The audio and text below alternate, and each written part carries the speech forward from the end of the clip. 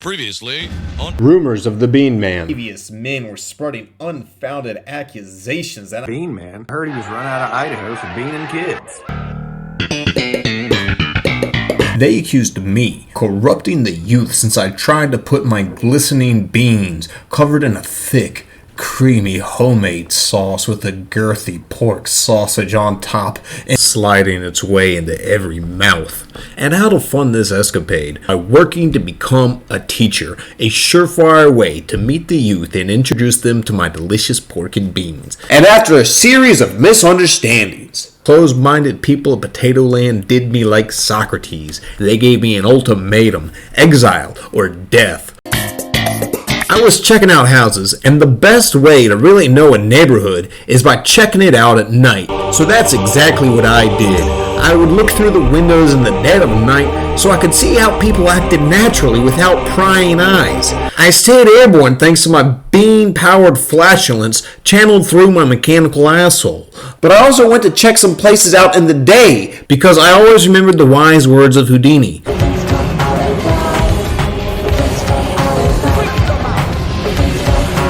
I wanted my potential neighbors to see me in the day because I am not a freak. While minding my own business in the middle of a bright and sunny day, Don't believe I've seen you around here before. the police had the audacity to tell me to get moving. Ask you is just follow the sun on out here.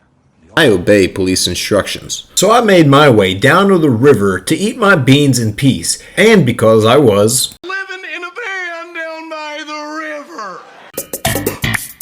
the people who extended me my employment were an uncouth lot. They hadn't the slightest sense of fashion. They had no idea what a peacoat was, and they banned me from wearing it.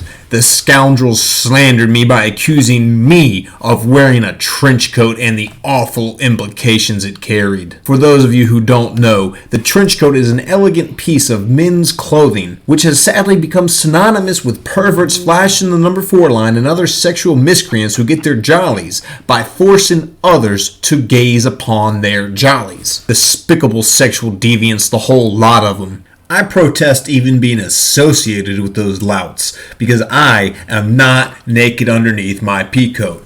More often than not, I got my Chewbacca outfit on underneath, so I can make it to the furry convention after school in less than 12 parsecs. They thought I was doing something similar. The only thing I kept hidden in my peacoat were ready-to-eat beans, because my students will not starve or have their dietary choices restricted to starchy or waxy potatoes. Not on my watch. It's unnatural and un-American.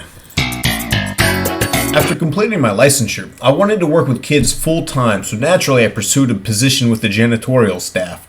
Teachers couldn't wear peacoats, but no such rule applied to the janitorial staff.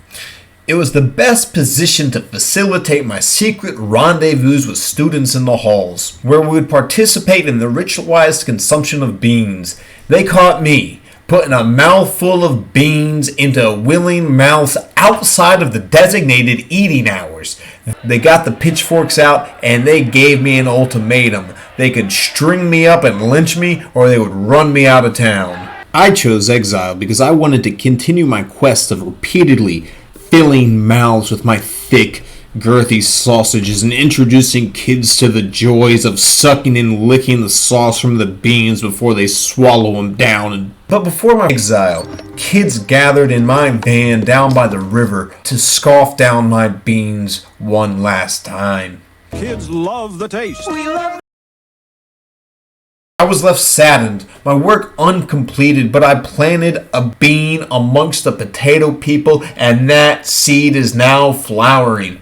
The legacy and influence of the Bean Man evident in the graffiti which has come to dominate the school.